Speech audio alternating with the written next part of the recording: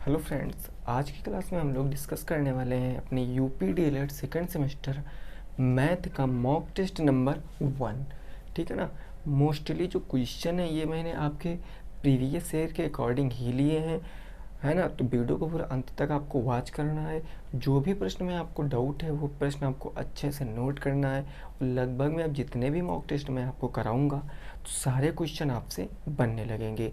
ये mock test number पहला जो है वो थोड़ा सा इजी है, ताकि जो साथी समझते हैं कि हमको मैथ नहीं आता है वो भी चीज़ों को समझे कि हाँ मैथ इतना भी टफ नहीं है ना। तो उनको भी नज़र में रखते हुए ये जो मॉक टेस्ट है वो बनाया गया। तो आइए फिर शुरुआत करते हैं। क्वेश्चन नंबर 1 लिखा हुआ है कि 30, 35, 70 का एलसीएम बताना। एलसीएम का मतलब लघुत्तम समापवर्तक, है ना। तो पहला क्वेश्चन का अगर मैं आंसर बताऊं तो सभी को पता है कि लासा कैसे निकालते हैं हम। या तो इनके अलग अलग गुणनखंड कर लें या तो इनके हम एक में ही गुणनखंड कर लें।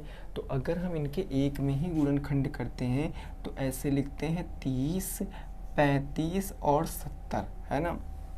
अब देखो, अब क्या है, चाहे तो हम इसको 2 से काट दें तो 30, 70 कट जाएगा, चाहे तो 3 से काट दें तो 3 कट जाएगा। लेकिन हम एक ऐसा नंबर ले जो सबको एक बार में काट दे। वो नंबर क्या है, 5। 5 से 30 को 6 बार में, 5 से 35 को 7 बार में और इसको 14 बार में, है ना। अब क्या करेंगे, हम 6 को 2 से काट सकते हैं, 2 3 6, 7 कटेगा नहीं और ये 14 हो गया। अब हम 3 से काट सकते हैं ना, 3 एकम 3, 7 कटेगा नहीं और ये 14 हो गया। अब क्या कर सकते हैं, देखो यहाँ 2 सत्ते 14 वही हो जाएगा, 2 सत्ते 14। अब क्या, अब 7 से एक बार में काट दें, 7 एकम 7 एकम 7। अब देखो ये हमारा कट गया। अब हमारा एलसीएम आ चुका है। हमें करना क्या है, हमें बस इसका एलसीएम लिखना है और ये चीज़ों का मल्टीप्लाई, यानी 5 इंटू 3 इंटू 2 इंटू 7, इनका अगर मल्टीप्लाई करा देंगे तो पता चल जाएगा कि एलसीएम क्या है। भाई 5 तिया 15, 15 दूना 30, 30 इंटू 7, 7 त्रिक 21, यानी 210 वह नंबर है जो 30, 35 और 70 से पूर्णतः विभाजित होगा। बात समझे, 210 ऐसा नंबर जो 30 से भी विभाजित होगा, जो 35 से भी विभाजित होगा, जो 70 से भी विभाजित हो जाएगा। ठीक है ना। ये पहला क्वेश्चन था, बिल्कुल इजी था, सबका आ गया होगा। दूसरा क्वेश्चन, प्रश्न संख्या नंबर 2, ये अलजेब्रिक एलसीएम आपको बताना है। इसमें बताना है बीजगणित जो संख्याएं चर अचर होती हैं उनका लासा कैसे बताना है। तो देखो, जब भी कभी ऐसा क्वेश्चन आएगा और आता है ऐसा क्वेश्चन तो आप क्या करोगे।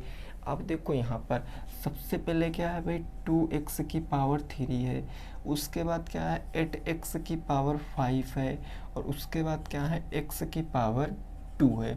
अब यहाँ पर इतनी बात समझो ज़रा, यहाँ पर भाई यहाँ पर इस तरीके से संख्याएं लिखो कि 2 इंटू एक्स की पावर 3 हम इसको कह सकते हैं। मैंने चर अचर को अलग अलग लिख दिया मल्टीप्लाई में, और यहाँ पर हमने कह दिया कि 8 इंटू एक्स की पावर 5 हो गया। बिल्कुल सही, इसको भी लिख सकते। यहाँ पर कुछ नहीं, मतलब यहाँ पर 1 है तो 1 इंटू एक्स की पावर 2 हो गया। अब मेरे भाई बात को समझो, जब भी कभी एलसीएम पूछेगा तो आपको लेना है सबसे बड़ी घात। ये चीज़ मैंने चैप्टर में आपको बताई थी। जब भी कभी एलसीएम पूछेगा तो आपको लेना है सबसे बड़ी घात, और जब भी कभी आपसे एचसीएफ पूछेगा तो आपको लेना है सबसे छोटी घात, छोटी से छोटी घात लेना है। अब इस प्रश्न में आप देखो साफ तौर पे मेंशन है कि क्या बताना है, एलसीएम बताना है। तो सबसे पहले आप नंबर का एलसीएम लो। नंबर क्या है, 2, 8 और 1। 2, 8 और 1 का एलसीएम कितना होगा, 8 हो जाएगा। और फिर अब चर राशि में जाओ।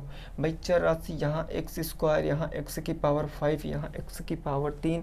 सबसे बड़ी घात कौन सी है, 2 है कि 5 है कि 3 है।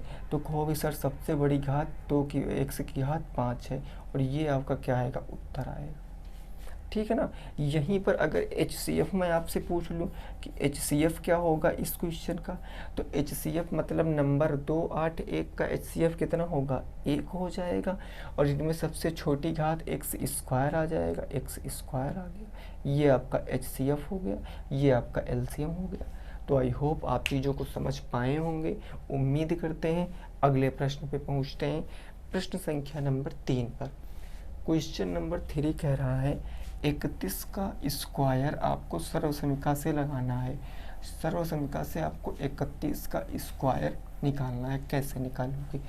ऐसा क्वेश्चन मैंने अलजेब्रा में आपको पढ़ा रखा है ना, कि जो 31 का स्क्वायर निकालना है हमें, इसका स्क्वायर, इसको हम ऐसे भी तो कह सकते हैं कि 30 + 1 का स्क्वायर। बोलो भाई, कह सकते हैं। तो ये बन गया a, बीच में प्लस है, ये बन गया b, और a + b का होल स्क्वायर क्या होता है? a² प्लस में 2ab प्लस में b², यही होता है। अब a² क्या है भाई? 30 है, तो ये हो जाएगा 30 का स्क्वायर प्लस 2ab, 2 × a कितना है? 30, और b कितना है? 1, प्लस b² मतलब 1 का स्क्वायर। 30 का स्क्वायर 900 हो गया, 30 दूनी 60 है, कम 60, और प्लस में 1, तो कितना आ जाएगा भाई? 960 + 1 961 आपका सही जवाब है। 961 will be the correct answer. और ऐसा क्वेश्चन एक पेपर में ज़रूर आएगा, याद रखना, एक ऐसा क्वेश्चन ज़रूर आएगा। चीज़ें क्लियर? समझ गए हो? कोई दिक्कत परेशानी नहीं ना यहाँ तक की बात? चलो नेक्स्ट, क्वेश्चन नंबर 4, प्रश्न संख्या 4 देखो क्या है और उसको समझो। क्वेश्चन नंबर 4 कह रहा कि यदि x + 1/x = 4/5, तो आपको बताना x² + 1/x² का मान। देखो, जब भी कभी ऐसा प्रश्न आएगा तो आप क्या करोगे? आप देखो, आपको दिया क्या गया? आपको x + 1/x = 4/5 दिया है, और आपसे पूछा है x² + 1/x² का मान, यही ना पूछे हैं। तो आप क्या करो, जिसका मान पूछे है ना, इसको दिया है जो, उसके रूप में तोड़ने की कोशिश करो। जिसका मान पूछे है उसको जो दिया है उसके रूप में तोड़ने की कोशिश करो। तो मैं इसको तो ऐसे भी तो कह सकता हूँ कि x + 1/x का होल स्क्वायर, भाई यही तो, इसको मैं इसको कह सकता हूँ। तो अब a + b का होल स्क्वायर बन गया, यानी होता क्या? a² प्लस में b² और प्लस में 2ab, 2 × x × b, यानी 1/x। x से x क्या हो गया? ख़त्म हो गया। अब देखो, x + 1/x बराबर वैल्यू दी गई है 4/5, तो इसके स्थान पर आप रख दो 4/5। इसकी पावर 2 लगी है, तो पावर 2 यहाँ पर लगा दो। ये क्या बचेगा? x² + 1/x², प्लस के इधर क्या बचा? 2 एकम 2 बच गया। भाई 4 का स्क्वायर कितना होता है? 16, और 5 का स्क्वायर कितना होता है? 25। अब आपको इतने का मान बताना है, इतने का मान, तो इस 2 को इधर भेजोगे, 2 प्लस में इधर आ जाएगा, तो माइनस में 2, उधर क्या बचा? x² प्लस के 1/x², यही बचा। 25 दूना 50, 50 में से 16 जाएगा, तो ये हो जाएगा 34, वो भी किस में? माइनस में, बटे 25। ये किसके बराबर आ गया? x² + 1/x²। यही क्या है? आपके प्रश्न का जवाब है -34/25। भाई इसको समझो, -34 ही आएगा। अगर 16/25 है, माइनस के आपका 2 है, बटे 1 मानोगे, हर बराबर करोगे 25 से और 25 से, तो ऊपर हो जाएगा 16 माइनस के 25 दूना 50 बटे 25। 16 से 25 जाएगा, तो 10 से 6 गया 4, यहाँ कितना बचा भाई? 10 से 6 गया 4, 4 बच गया ना, 4, 4 से 1 जाएगा तो 3, माइनस का, तो माइनस के 34 बटे क्या हो जाएगा? 25। इसलिए मैंने डायरेक्ट लिख दिया -34/25। बोले बात के लिए।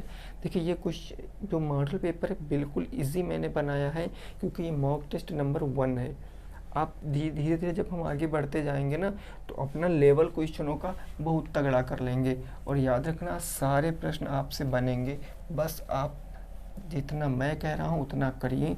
जो क्वेश्चन नहीं बन पा रहा है उसको आप नोट करिए, फिर से क्वेश्चन को लगाइए। 2-3 बार क्वेश्चन को लगाओगे, आपके सारे क्वेश्चन बनने स्टार्ट हो जाएंगे। क्वेश्चन नंबर 5 की बात करते हैं। एक त्रिभुज की विमाएं क्रमशः, विमाएं इन द सेंस साइड, भुजाएं 3 सेंटीमीटर, 4 सेंटीमीटर, 5 सेंटीमीटर है, तो क्षेत्रफल आपसे पूछे है कि what is the area of A triangle.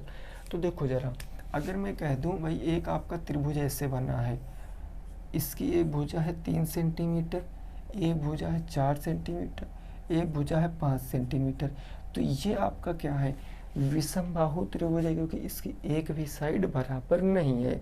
ऐसा त्रिभुज जिसकी एक भी भुजा बराबर नहीं होती वो विषमबाहु त्रिभुज होता है। जब विषमबाहु त्रिभुज होता है तो क्षेत्रफल क्या होता है, हीरोज फार्मूला होता है भाई, अंडर रूट के अंदर एस, एस माइनस के ए, एस माइनस के बी और एस माइनस के सी। एस मतलब सेमी पैरामीटर और ए बी सी क्या होती हैं, आपकी भुजाएं होती हैं। तो यहाँ पर सेमी पैरामीटर कैसे निकालते हैं, A plus B plus C divided by 2, इनको ऐड करोगे 5 4 9 और 9 3 12, ये हो जाएगा 12/2, काटोगे यानी 6। एस की वैल्यू क्या आ गई, 6 आ गई। जब इसकी वैल्यू 6 आ गई तो आप यहाँ पर रख दो भैया, ये हो जाएगा 6, 6 माइनस के 3, फिर हो जाएगा आपका 6 माइनस के 4, फिर आ जाएगा आपका 6 माइनस के 5, है ना। सॉल्व कर लीजिए इसको। जब इसको सॉल्व करोगे तो 6 इंटू 6 में से 3 जाएगा 3, 6 में से 4 जाएगा 2, 6 में से 5 जाएगा 1, 6 3 18 दूना 36, यानी ये आ गया अंडर रूट 36। और अंडर रूट 36 को जब बाहर निकालेंगे तो 6 आपका राइट आंसर आएगा, वो भी सेंटीमीटर स्क्वायर। 6 आपका राइट आंसर आएगा। बोलो समझे कि नहीं समझे, चीज़ों को समझे हो भाई कि नहीं समझे हो। अगर समझे हो तो अगला क्वेश्चन लगाओ, क्वेश्चन नंबर 6 लगाने की कोशिश करो, प्रश्न संख्या 6 लगाने की कोशिश करो। 6 और 7 जो है ये आपका सिंप्लीफिकेशन का क्वेश्चन है और इसमें आपका बोर्ड मास रूल फॉलो करेगा। बोर्ड मास रूल देखो भाई, क्वेश्चन नंबर 6 क्या है, ये है आपका 2/3 गुणे 6/4, ये एक ब्रैकेट में है, प्लस लगा है। दूसरे ब्रैकेट में क्या है, 4/5, 4/5 गुणे 16 में कितना है 20। अब देखो, अब बोर्ड मास रूल क्या कहता है भाई, वी बोर्ड मास रूल क्या कहता है, सभी को पता होगा, मैंने पढ़ा रखा है। वी बोर्ड मास मतलब वेनिकुलम भार जो ऐसे लगता है ऊपर, बी ब्रैकेट, यानी सबसे पहले कौन सा ब्रैकेट सॉल्व करते हैं, छोटा, देन मंझला और उसके बाद बड़ा ब्रैकेट। ऑफ का मतलब क्या होता है, का मतलब गुना, डिवाइड भाग, एम मल्टीप्लाई गुना, ए एडिशन जोड़, ए सब्ट्रैक्शन घटाओ। यानी किसी भी गणित की संक्रियाओं में अगर सबसे पहले वेनिकुलम बार है तो इसको सॉल्व करेंगे, नहीं है तो कोई दिक्कत नहीं, ब्रैकेट है तो उसको सॉल्व करेंगे। क्योंकि इस क्वेश्चन में ब्रैकेट है तो देखो ब्रैकेट को सॉल्व करेंगे, एक ही ब्रैकेट है छोटा, उसी को हमें सॉल्व करना है। तो अब देखो यहाँ से हम इस क्वेश्चन को सॉल्व करते हैं। आपको पता है कि जब दो परिमेय संख्याओं का गुणा करते हैं तो जो साइड में होता है क्रॉस में ऊपर नीचे कट जाता है।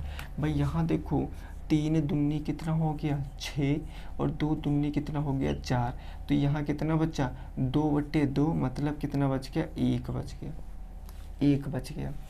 प्लस में यहाँ भी कट रहा है, 4 पंजे कितना हो गया 20, ऊपर बच गया केवल 16 और नीचे बच गया आपका 25, यही ना बच गया। भाई इसको फिर से काटो, देखो अगर 2/3 है और इंटू कराओगे 6/4 से तो ऐसे भी काट सकते हो, 6 दूनी 12 और 4 तियाँ 12, यानी 12/12 और 12 से 12 काटोगे तो 1 ही आएगा, और क्रॉस में भी काट सकते हो, है ना। अब देखो, अब यहाँ पर हर बराबर कर लेंगे, इसके नीचे बटे 1 मानेंगे, 25 से इंटू कराएंगे, 25 से इंटू कराएंगे तो ऊपर हो जाएगा 25 प्लस में 16 और नीचे बटे हर बराबर, तो 1 हर ले लेते हैं, 25 16 6 5 11 2 1 3 1 4, 41/25 आपके प्रश्न का जवाब है। 41/25 आपके प्रश्न का जवाब है। 2 1 3 6 5 11, ठीक है ना, ये आपके प्रश्न का जवाब है। लेकिन मैं बिल्कुल हल्के प्रश्न आपको आज करा रहा हूँ ताकि आप समझ पाओ चीज़ों को, ठीक है ना भाई, बोलो क्लियर। चलो अगला क्वेश्चन नंबर होगा हमारा 7, ये भी बोर्ड मास का नियम लगेगा इसमें, है ना। ये आपका है 5 ब्रैकेट के अंदर 3 प्लस मंझला ब्रैकेट है आपका, इसके अंदर क्या है 2 इंटू 5 डिवाइडेड बाई 2, ये ब्रैकेट बंद। इसको सॉल्व करना है, इसको सॉल्व करना है। तो कैसे सॉल्व करोगे, मैं एक बात बता दूं, जैसे लिखा है a भागे b, जैसे a भागे b लिखा है तो इसको हम इस तरह भी लिख सकते हैं। कैसे लिख सकते हैं कि a बट्टा में b, दोनों एकदम सत्य माने जाते हैं। हम अपनी सिचुएशन के हिसाब से चीज़ों को लिखते हैं। जहाँ a भागे b लिखा, इसको हम a बट्टा में b भी कह सकते हैं, क्योंकि अब इस क्वेश्चन में हम ऐसे ही लगाएंगे। देखो कैसे यहाँ पर करेंगे, जब ब्रैकेट सॉल्व करेंगे तो 5 तो हमारा एज इट इज़ रहेगा, 3 भी रहेगा प्लस। अब हम मध्य ब्रैकेट को सॉल्व करेंगे तो 2 गुणे ये भाई हो गया 5, और इस 2 से भाग करना है तो बट्टे में 2, ये ब्रैकेट। ठीक समझ गए। अब देखो 2 से 2 हमारा कट जाएगा, ऐसे हम भाग करते तो हमारा पॉइंट में जाता, रिमाइंडर बचता, है ना। तो हमने उन सब चीज़ों को पीछे छोड़ दिया। यहाँ बचा क्या 5, ये बच गया 3 प्लस में, ऊपर क्या बच गया 5, मध्य ब्रैकेट सॉल्व हो गया। तो बचा क्या आपका, एक बार मैं लिख देता हूँ, ऐसे बचा ना, ये बचा। अब देखो ब्रैकेट सॉल्व करोगे 5 3 8, और यहाँ कोई चिन्ह नहीं लगा है, मतलब यहाँ क्या है मल्टीप्लाई है। तो 8 इंटू 5 कितना होता है 40, आपके प्रश्न का जवाब है। 8 इंटू 5 कितना 40 will be the right answer.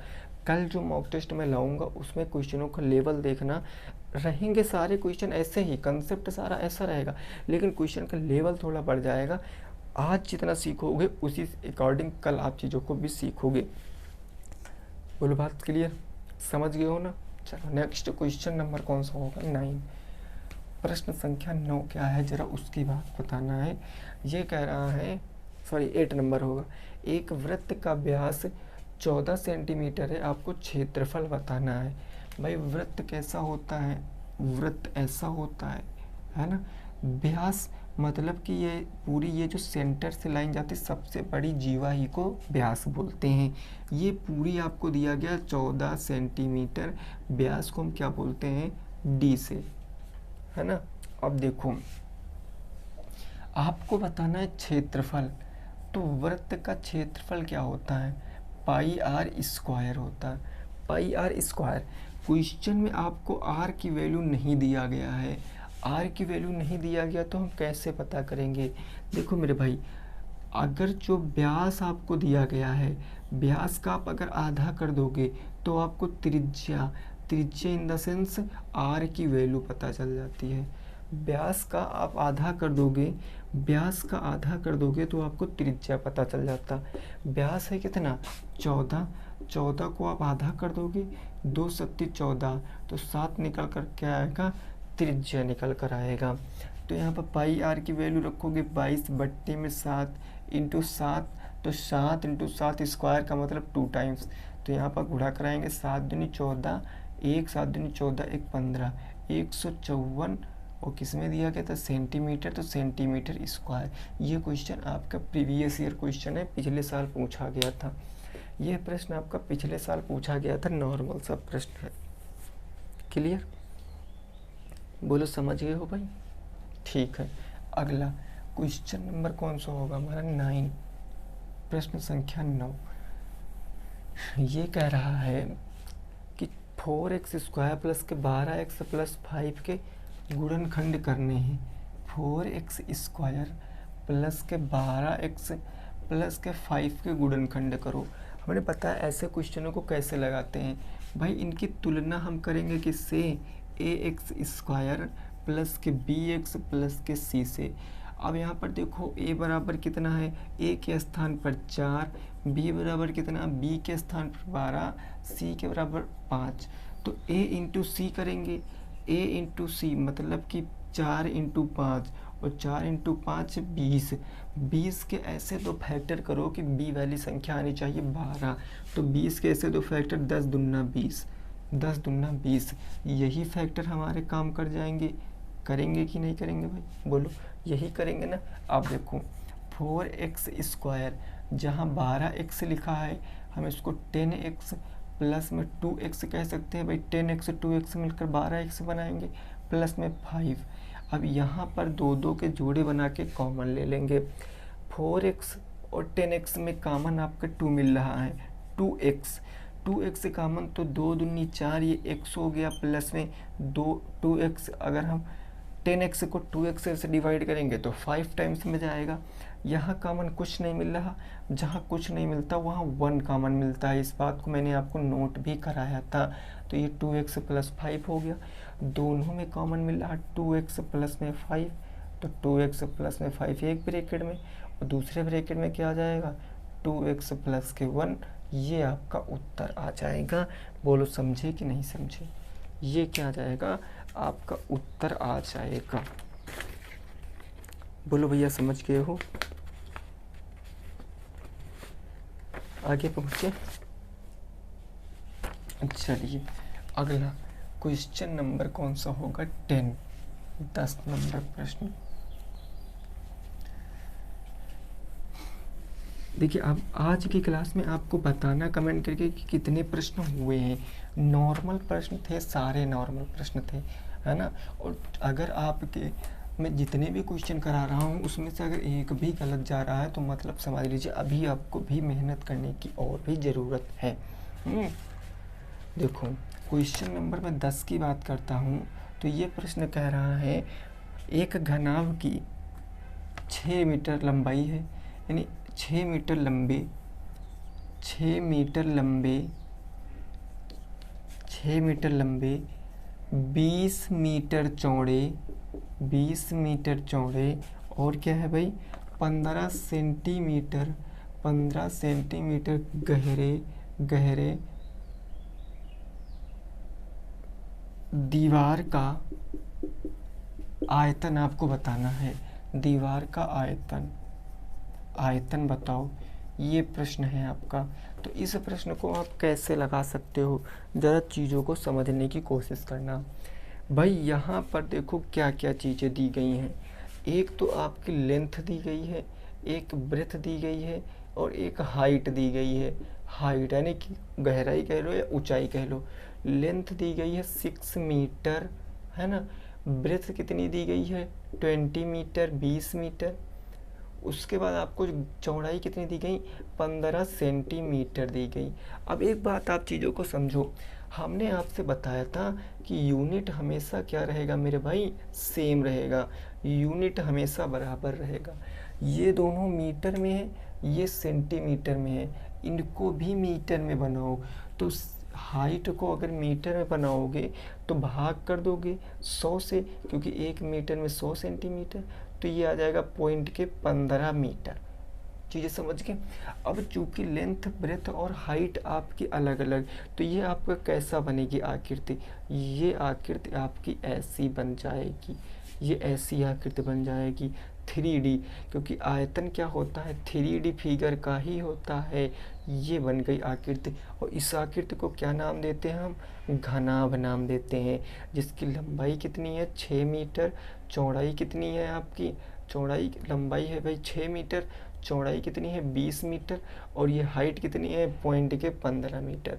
अगर जब भी कभी ऐसा क्वेश्चन आ जाएगा और आपसे आयतन पूछेगा तो बस इतना याद रखना कि घनाभ जैसे बनी कोई भी वस्तु, घनाभ में अगर कोई भी वस्तु बनती है जिसकी लंबाई चौड़ाई सब अलग अलग है ना, आपको कैसे पहचानोगे, जिसकी लंबाई अलग हो, चौड़ाई अलग हो, ऊंचाई अलग हो, और वो कैसी हो, वो एक 3D फिगर हो, एक क्या हो 3D फिगर हो, जिसकी सारे हम साइड एक बार में नहीं देख सकते, उसको बोलते हैं 3D फिगर।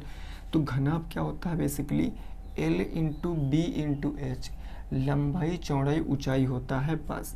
लंबाई कितना रखोगे भाई 6 रखोगे, चौड़ाई 20 रखोगे और ऊंचाई कितनी रखोगे पॉइंट के 15 मीटर।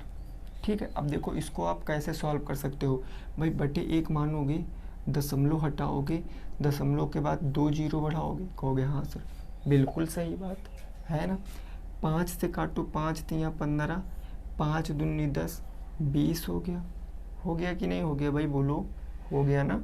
20 से 20 खत्म, तो 6 तियाँ कितना हो गया 18, और मीटर मीटर मीटर मिलकर क्या बनेगा, मीटर क्यूब बन जाएगा। 18 मीटर क्यूब आपका सही जवाब है। 18 मीटर क्यूब क्या है आपका सही जवाब है। बोलो बात के लिए डन हो गया ना। चलो नेक्स्ट अगला प्रश्न। अगला प्रश्न देखते हैं। प्रश्न संख्या नंबर हमारा होगा 11। प्रश्न संख्या कौन सा होगा भाई, 11 नंबर हो जाएगा। यहाँ तक की बात आपकी समझ में आ गई होगी। 11 नंबर प्रश्न देखो क्या कह रहा है, उसको समझो।